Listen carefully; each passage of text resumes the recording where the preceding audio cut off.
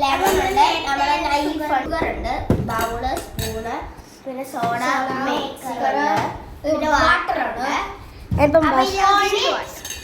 സ്റ്റാർട്ടിലാണ് നമുക്ക് കട്ട് ചെയ്തെടുക്കാം. നമ്മൾ ലെമൺ ഇങ്ങനെയാണ് കട്ട് ചെയ്യാൻ പോകുന്നത്. കുറച്ച് ബുദ്ധിമുട്ടാണ്. ഇനി നമുക്ക് ലെമൺ ഇവിടെ സോഡ അടിക്കുക.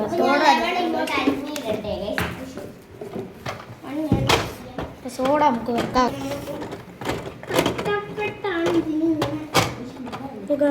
ഇത് കുറച്ച് ടൈം എടുക്കും കേട്ടോ.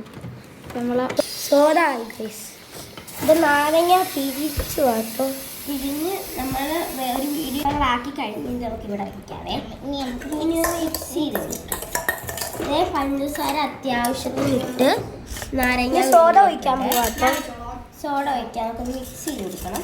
ഗൈസ് ഇവിടെ രാജു വന്നിട്ട് ഗൈസ് പഞ്ചസാര ഇട്ടേ. ഇപ്പോൾ ടേസ്റ്റ് ചെയ്ത് നോക്കാം. അടിപൊളി സർവീസാണേ കണ്ടോ.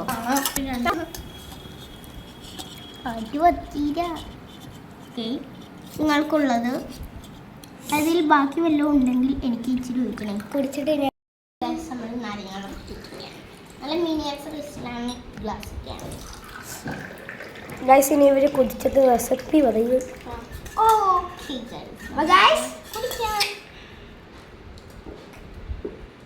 നല്ലതാണോ?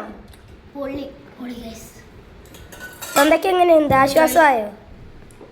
ഗൈസ് ഇനി ഞാൻ കുടിച്ചിട്ട് പറയാവേ.